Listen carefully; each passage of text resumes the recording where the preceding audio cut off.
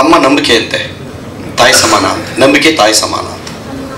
ಅಪ್ಪ ಧೈರ್ಯ, ಹೋಗ ನಾನಿದ್ದೀನಿ ಅಂತ ಹೇಳ್ತಾರೆ. ಫಸ್ಟ್ ಅಪ್ಪನ ಬಗ್ಗೆ ಮಾತಾಡೋದು ಅಂದರೆ ಅದು ಅಪಾರ ಆದ್ದರಿಂದ ಮಾತಾಡೋದು ತುಂಬ ಕಷ್ಟ, ತುಂಬ ತೂಕದ ಪದ ಅದು. ನನ್ನ ಗುರುಗಳು ಹೇಳ್ತಾ ಇದ್ರು, ಚಿಕ್ಕ ಚಿಕ್ಕ ಪದಗಳು ಯಾವುದಿರುತ್ತೆ ಅದು ವೇಟ್ ಜಾಸ್ತಿ ಅಂತ. ಕಾಸು ಅದರಿಂದ ಹೋದ್ರೆ ಸುಖ ಕಳ್ಕೊಂಡ್ಬಿಡ್ತೀವಿ. ಅಪ್ಪ ತೂಕದ ವಾಸ್ತು, ಅಮ್ಮ ತೂಕ, ಆಕಾಶ. ಈ ಚಿಕ್ಕ ಅಕ್ಷರಗಳಿದ್ದಾಗ ಅವನೇನೋ 2 ಅಕ್ಷರ ಅಂತ ಅನ್ಕೋಬೋದು, ಅದ್ರ ಮಹತ್ವ ತುಂಬ ಇರುತ್ತೆ. ಆ ಬೀಜಾಕ್ಷರಗಳು ತುಂಬ ಪವರ್ಫುಲ್ ಆಗಿರುವಂಥವು. ಅಪ್ಪ ಅಂದರೆ ತೂಕ, ಅದ್ರ ಬಗ್ಗೆ ನಾವು ಮಾತಾಡೋಕ್ಕಾಗಲ್ಲ. ನನ್ನ ತಂದೆ, ನಾನು ಚಿಕ್ಕದೊಂದು ಒಡನಾಟ ಹೇಳ್ತೀನಿ. ನಮ್ಮ ತಂದೆ ತಬಲ ನುಡಿಸುವಾಗ ನಾನು ಎದುರುಗಡೆ ಕೂತ್ಕೋತಾ ಇದ್ದಂತೆ, ಏನು ದೊಡ್ಡ ಮನುಷ್ಯನ ಥರ ತಳ ಹಾಕೊಂಡು, ಅವ್ನ ಕೈ ತಾಮ್ರದ ಬಿಂದಿಗೆ ಕೊಡಿ, ತಲೆ ಅಳ್ಳಾಡ್ಸ್ಕೊಂಡು ಎಲ್ಲ ಹಿಂಗೆ ಇವನು ತಬಲಿಸ್ಟ್ ಆಗ್ತಾನೆ ಕಣೆ, ಗ್ಯಾರಂಟಿ. ಇವನು ಒಳ್ಳೆ ಗುರುಗಳ ಹತ್ರ ಸೇರಿಸ್ಬೇಕು, ನನ್ನ ಹತ್ರ ಕಲಿಯಲ್ಲ, ತೀಟೆ ಜಾಸ್ತಿ ಇದು ಅಂತ. ಏನೇ ಆದರೂ ಅವರ ಹಾರೈಕೆ ನಮಗಿದ್ದೇ ಇರುತ್ತೆ. ಎರಡನೇದೇನು ಅಂದರೆ, ನಮ್ಮ ತಂದೆ ನಮ್ಮ ಸುತ್ತನಲ್ಲಿ ಕೊರಟಗೆರೆಯಲ್ಲಿ ಪೌರಾಣಿಕ ನಾಟಕದ ಮಾಸ್ಟರ್, ತಬಲಾ ಮಾಸ್ಟರ್ ಯಾರು ಇರಲಿಲ್ಲ ಅಲ್ಲಿ, ಇವರೇ. ಜೊತೆಗೆ ನಂದಾದೀಪ ಯಾವಾಗಲೂ ತೂಗ್ತಾ ಇರೋದಂಗೆ, ದೀಪದಲ್ಲಿ ಎಣ್ಣೆ ಇರಲೇಬೇಕು, ಇಲ್ಲಾಂದ್ರೆ ಸಾಂಗೆ ಕಟ್ಟು. ಅದು ನನಗೆ ಹೆಮ್ಮೆ ಇದೆ ಅದ್ರ ಬಗ್ಗೆ. ಯಾಕೆ ಅಂದ್ರೆ ತುಂಬಾ ಒಳ್ಳೆ ಹೆಸರು ಮಾಡಿದ್ರು ನಮ್ಮ ಸುತ್ತನಲ್ಲಿ. ಅವ್ರು ಎಷ್ಟು ಮುಂಗೋಪ ಅಂದ್ರೆ, ಸ್ಟೇಜ್ ಮೇಲೆ ಯಾರನ್ನ ಕೆಟ್ಟದಾಗ ಆಡ್ತಿದೆ, ಯಾರು ಸಿಕ್ಲಿಲ್ಲ ನಿಮಗೆ ಲೈ ಅನ್ನೋರು. ಆ ಬೈಕಾದ್ರೂ ಚೆನ್ನಾಗಿ ಆಡ್ಲಿ ಅಂತ ಆ ನಂದಾದೀಪ ಜ್ಯೋತಿನ ಸುಮ್ಮನೆ ಮೈ ಮೇಲೆ ತಗೊಂಡೆ ನೋಡೋಣ ಅಂತ ಒಂದ್ಸರಿ.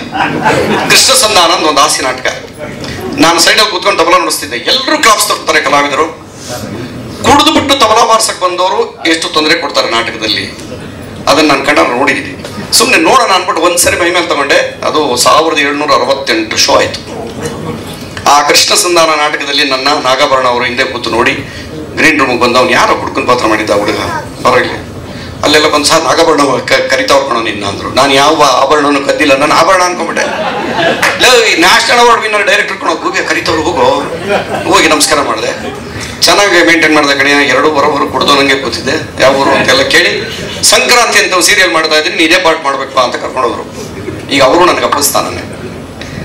ಕಲೆನ ಗುರುತುಡಿಯೋದಿದೆಯಲ್ಲ, ಯಾವುದೋ ಒಂದು ವಸ್ತು ಚೆನ್ನಾಗಿದೆ ಅಂತ ಹೇಳಿದಾಗ ಮನುಷ್ಯ ಚೆನ್ನಾಗಿದ್ದಾನೆ, ಮನುಷ್ಯ ಚೆನ್ನಾಗಿ ಹಾಡ್ತಾನೆ, ಮ್ಯೂಸಿಕ್ ಮಾಡ್ತಾರೆ. ಆಕಾಶ ಹೇಳಿದಾಗೆ ಚಿಕ್ಕ ಹುಡುಗ ಕೀಬೋರ್ಡ್ ಎತ್ಕೊಳಕ್ ಆಗ್ತಿರಲಿಲ್ಲ ಅವ್ರಿಗೆ, ಹಂಗೆ ಬರೋರು ನಮ್ಮ ಜೊತೆಲಿ. ನಾನು ಅವತ್ತೇ ಹೇಳಿದ್ದೆ, ಇದು ಒಳ್ಳೆ ಸಸಿ ಮರವಾಗಿ ಬೆಳೆಯುತ್ತೆ ಅಂತ. ಇವತ್ತು ನನ್ನ ಕಡೆಯಿಂದನೇ ಒಂದು 6 ಸಿನಿಮಾ ಮಾಡಿರ್ಬೋದಾಗಲಿ ಅವರು. ಹೌದಪ್ಪ, ಇನ್ನೂ ಚೆನ್ನಾಗಿ ಬೆಳೀತೀರಿ. ಯಾರಿಗೆ ಕಲೆ ಬಗ್ಗೆ ಶ್ರದ್ಧೆ ಇರುತ್ತೆ, ದೊಡ್ಡವ್ರ ಬಗ್ಗೆ ನಂಬಿಕೆ ಇರುತ್ತೆ, ಅವ್ರ ಆಶೀರ್ವಾದನ ಬಯಸ್ಕೊಂಡ್ರು ಯಾರು ಏನೂ ಆಗಿಲ್ಲ ಇಲ್ಲಿವರೆಗೂ, ಎಲ್ಲರೂ ಚೆನ್ನಾಗಿದ್ದಾರೆ. ಸೊ ಈ ವೇದಿಕೆ ಮೇಲೆ ಇಷ್ಟೊಂದು ಜನ ನಿಮ್ಮನ್ನು ಬಂದು ಹರಿಸಿದ್ದಾರೆ ಅಂದರೆ, ನಿಮ್ಮನ್ನೆಲ್ಲ ನಮಗೆಲ್ಲ ಆಶೀರ್ವಾದ ಮಾಡಿದ್ದಾರೆ ಅಂದರೆ ನಾವು ಪುಣ್ಯವಂತರೆ.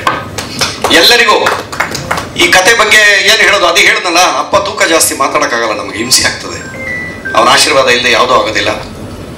ಆದ್ದರಿಂದ ಇವತ್ತು ಅಬ್ಬಿ ಸಾರು ಬಂದು ನಮಗೆ, ನಮ್ಮ ಅರ್ಜುನ್ ಸಾರು, ಪ್ರೇಮ್ ಸಾರು, ಇವರೆಲ್ಲ ಬಂದು ನಮ್ಗೆ ಆಶೀರ್ವಾದ ಮಾಡಿದ್ದಾರೆ. ಅಂಬರೀಷ್ ಅಣ್ಣನೇ ಬಂದು ನಮ್ಗೆ ಆಶೀರ್ವಾದ ಮಾಡೋದಕ್ಕೆ ಸರ್ ನಿಜವಾಗ್ಲು ತುಂಬ ಇಡೀ ತಂಡದ ಪರವಾಗಿ ನಾನು ಧನ್ಯವಾದಗಳು ಹೇಳ್ತೀನಿ. KRS ಪ್ರೊಡಕ್ಷನ್ಸ್ನ ನಮ್ಮ ಸಹಪಾಠಿಗಳಿಗೂ ಕೂಡ ನಾನು ಧನ್ಯವಾದ ಹೇಳ್ತಾ ಇದ್ದೀನಿ. ಯಾಕೆಂದರೆ ಅವರು ಏನೋ ನಮ್ಮ ಮೇಲೆ ನಂಬಿಕೆ ಇಟ್ಟು ಮಾಡಿ ಒಂದು ಸಿನಿಮಾ ಅಂತ ಕೊಟ್ಟಿದ್ದಾರೆ. ಇವತ್ತು ಮುಚ್ಚಟವಾಗಿ ಸಿನಿಮಾ ಬಂದಿದೆ, ನಿಮ್ಮೆಲ್ಲರ ಆಶೀರ್ವಾದ ಇದೆ. ಇದೇ ರೀತಿ ಪತ್ರಕರ್ತರು, ನಮಗೆ ಬಂದಿರುವಂಥ ಸ್ನೇಹಿತರು ಎಲ್ಲರ ಆಶೀರ್ವಾದ ನಮ್ಮ ಮೇಲಿರಲಿ. ಕವಿರಾಜ್ ಸರ್, ಎಲ್ಲ ಕವಿಗಳು ಕರೆದಿದ್ವಿ. ಯಾಕೆಂದ್ರೆ ಎಲ್ಲರೂ ಆರ್ಟಿಸ್ಟ್ಗಳನ್ನ ಕರೆದು ಪರಿಚಯ ಮಾಡಿಸ್ತಾರೆ. ಟೆಕ್ನಿಷಿಯನ್ಸ್ ಗೊತ್ತೇ ಇರಲ್ಲ ಯಾರು ಕೆಲಸ ಮಾಡಿದ್ರು, ಕೋರಸ್ ಯಾರು ಆಡಿದ್ರು, ಸಿಂಗರ್ ಯಾರು ಅಂತ ಗೊತ್ತಿರಲ್ಲ. ಆ ಉದ್ದೇಶಕ್ಕೆ ಈ ವೇದಿಕೆಯನ್ನು ನಾವು ಈ ಥರ ಮಾಡಿದ್ವಿ. ತುಂಬ ಸಂತೋಷ. ಯಾರ್ಯಾರು ಬಂದಿದ್ದೀರಿ ಎಲ್ರಿಗೂ ಮತ್ತೊಮ್ಮೆ ಧನ್ಯವಾದಗಳನ್ನ ಅರ್ಪಿಸ್ತೀನಿ.